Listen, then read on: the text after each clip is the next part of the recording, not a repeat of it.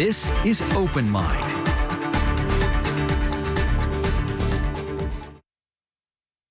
Hello, everyone. Welcome to Open Line. Glad you're with us tonight, talking about something that impacts all of us. And it happens every 10 years. We're talking about redistricting and redrawing lines for the congressional districts in Tennessee. It's a very big deal here in Nashville because the question is, what will happen to the Democratic district, represented now by Congressman Jim Cooper?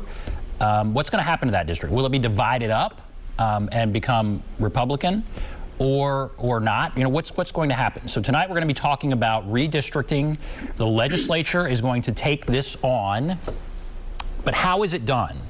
And we're talking, I believe, to two groups who have strong opinions on how it should be done. And look, here they are. They are here via Zoom, and I'm so happy you are both with us.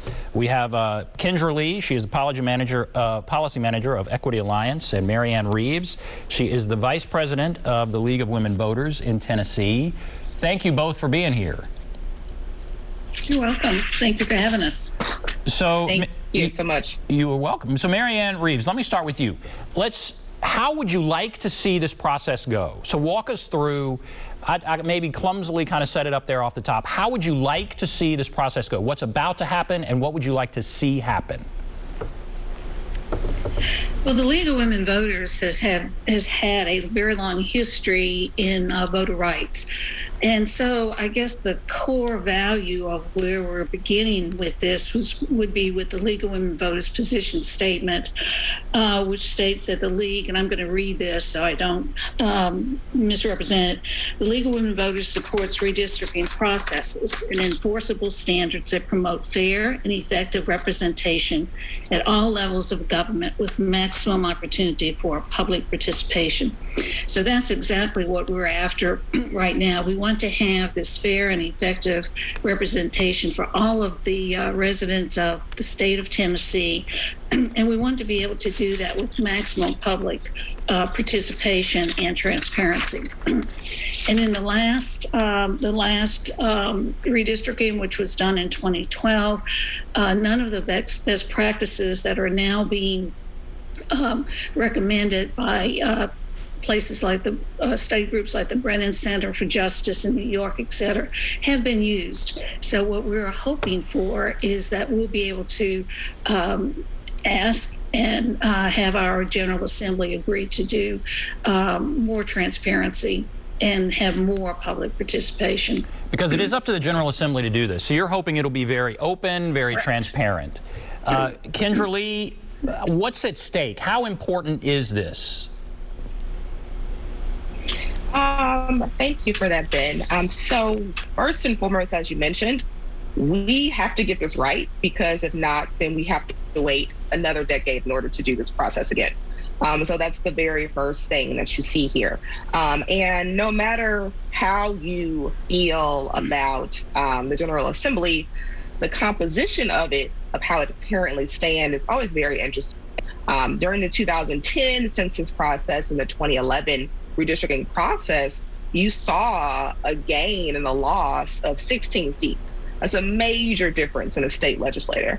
And so what we want people to understand is that primarily that happened because we didn't have the attention that we have right now. There wasn't the conversations that were happening. And so even though redistricting is the process, gerrymandering is something that can happen within redistricting. I don't want people to think that those two things are interchangeable, because you should always have redistricting. The equitable proportioning of how you should have your district members.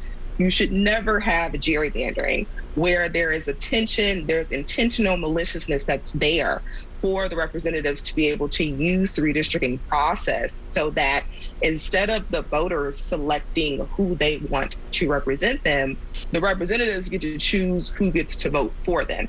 And so a lot of the times you'll see of these very oddly shaped districts, and you're like, well, how do we get those? And why are they here?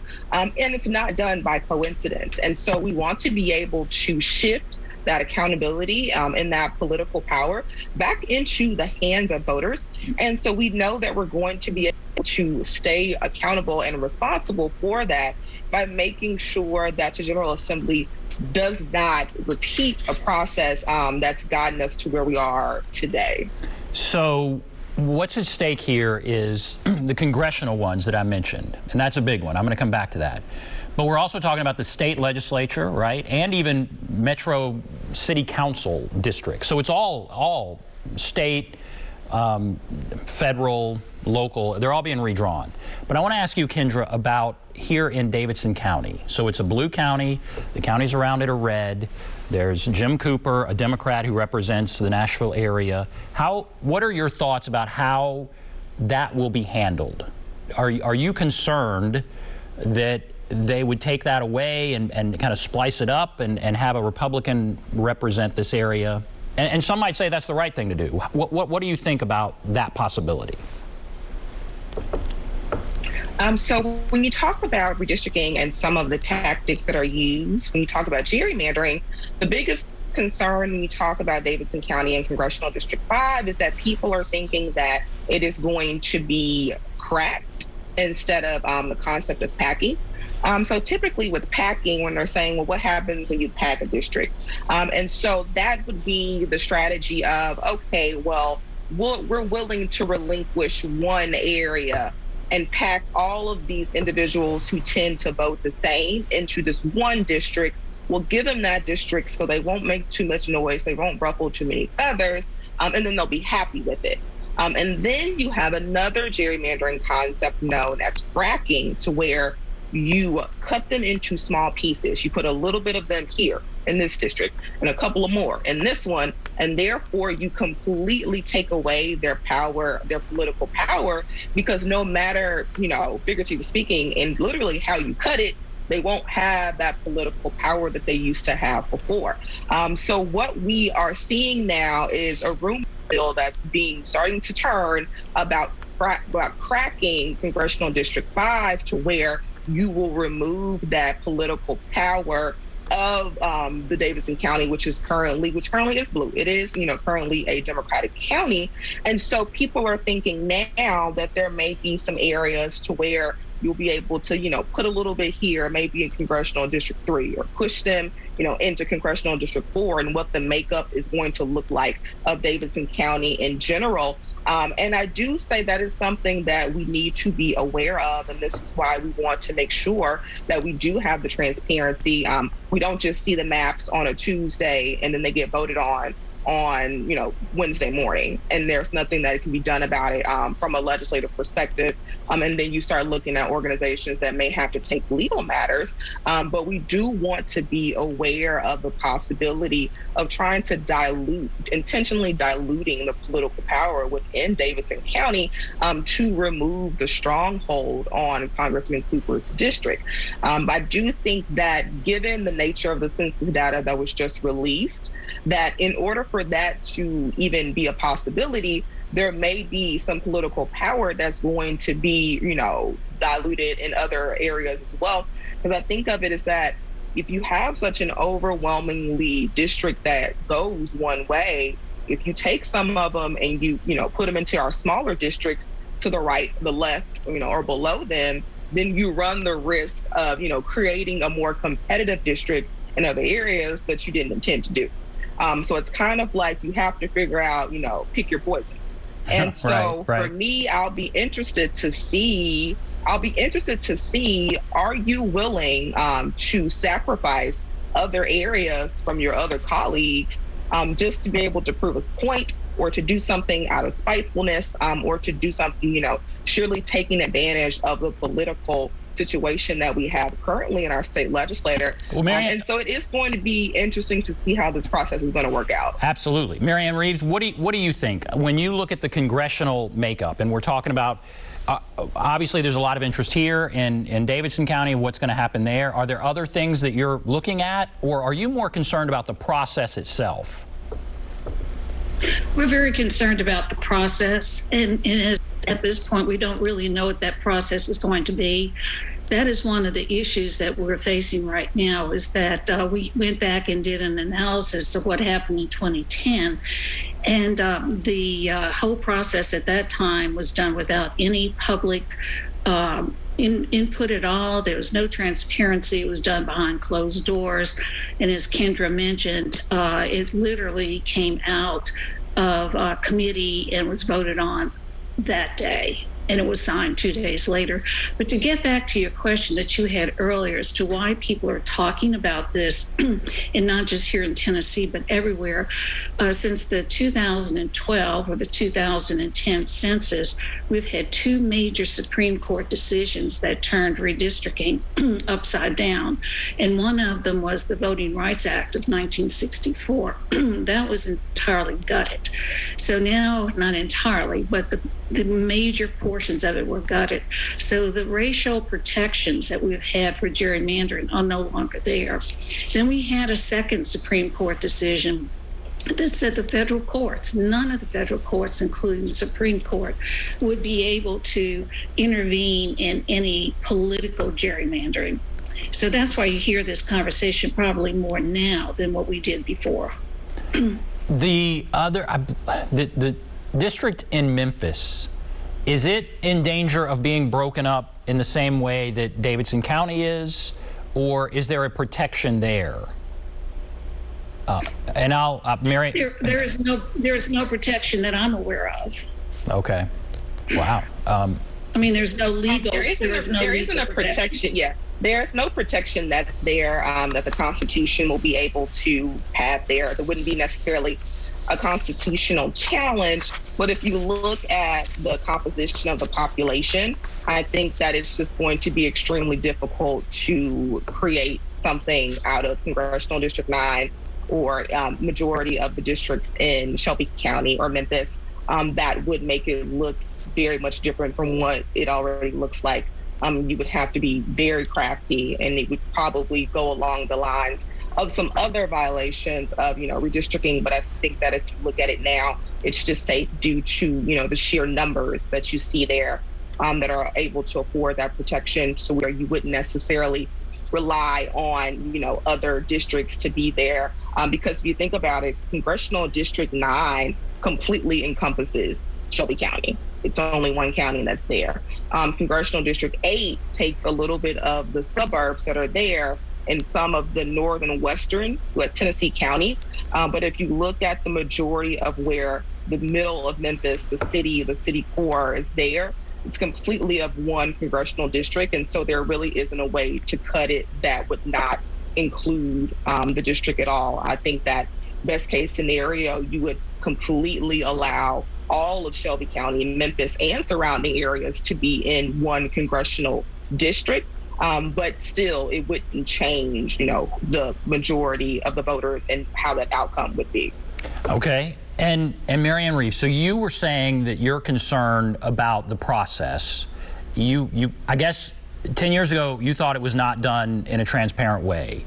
You've sent this letter, the League of Women Voters, and several groups have signed on to it. Have you heard back? Have you heard how the legislature is going to proceed this year, what the timetable is? What have you heard back? We have not heard anything back from our legislators. There will be, as you know, 2 separate committees. There's going to be a committee, an ad hoc committee in the Senate, and also the House of Representatives Select Committee. In the way it is set up in Tennessee is the senators will decide what the senatorial lines will be. The representatives will decide what the representative lines will be. And for the congressional, they negotiate it out with each other.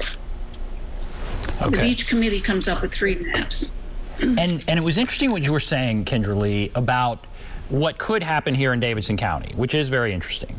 It could be that you have these conservative counties that are all around, and we have them reach into Davidson and kind of divide Davidson up, or you leave it with Davidson being a Democratic. You were saying that some of the Republican representatives in those outside districts are concerned by that, because that would shift the balance of their district maybe a little more to the left, and that concerns them. So it's not a given. It's not an easy thing. Obviously, the Republican Party is a supermajority. It's not an easy thing for them to just divide it up. Is that right? I think that if you take the mapping software and the data, and someone says, give us an ideal situation where you at least can create a competitive district. So let's just say instead of 60-40, 60% going to the Democrats and 40% going to the Republicans, let's make it 55-45. But then you have to figure out what you're going to do with the rest of the voters and how you're going to be able to, where are you going to be able to place them? And so I think that is where you have to, that's where you give yourself a little leniency of saying, well, if you are going to remove, this percentage that we have, you can't eliminate people and not reapportion them somewhere else. And so if you have other surrounding districts where you think about it, because if you change the congressional district, you may have to change your state house district or change those voters to a new state senate district as well. And so if you are taking that into consideration, then some of your smaller races will become more competitive. You may have a competitive state house race. You may have a competitive state senate race if you decide to be able to do those things. And so it's just something that you need to take into consideration. I doubt that there will be major changes done to Davidson County that will not be impactful to the surrounding counties that would be there, because there isn't necessarily a way to do that to where it wouldn't be obvious that it's gerrymandering that's happening. If you wanted to say that you wanted to do it and have redistricting to the point where you can still favor political, redistricting, you can do it to a certain extent, but to be able to try to keep everything else around it intact, I think that would be quite the task. And honestly, I just don't see that being pulled off successfully. And let me ask you, Marianne Reeves, about, all right, so we're talking about the state congressional. What about the local? Like obviously here in Davidson County, the Metro Council, we have 35 council districts and they could all be changed. How does that process work? And is the League of Women Voters focused on even getting down into these local redistricting issues? Yes, we are. We're doing it because we're very concerned about what we call communities of interest. And these are aspects within your community. And it's the part that people really care about because it determines where their children will go to school and what their local issues are. Yes, so we are. And that is done, the help that communities get is from the Comptroller's Office of the state of Tennessee. They actually go down into the local level and provide advice, and they also provide software packages for them. Now, what Nashville's doing is that they actually have a mapping system online that will allow a citizen in Nashville to put in your zip code, and you can actually draw your own lines. I think the concept behind that is once we get a lot of people who are looking at their own communities of interest and they want to have those communities of interest considered in the state legislature, they will be providing this information to the state legislators. The problem is the state has yet to issue any type of timetable to allow communities to have input into their process. And this has to be done by when? When do we expect to see the final maps? Well, the local mapping has to be done by January the 1st. And then the Tennessee maps pretty much have to be done, I believe, by April of next year, because it ties in with the registration that people have to do to run for office. So there'll be some offices that will be competitive in November. People have to start signing up for those offices, so that the mapping will have to be finished by April. And of course, that has been made into a real serious time crunch because of the delay of getting the census data. Right, there was a delay. So there's a lot of work to do in a fairly short amount of time. So that kind of sets the table of what we're talking about. If you want to call in, there is the number at the bottom of the screen talking about redistricting, how it will impact how we all vote. Happens every 10 years, and it's very interesting stuff. So there's the number, 615-737-PLUS, 615-737-7587. Take a break, be back right after this.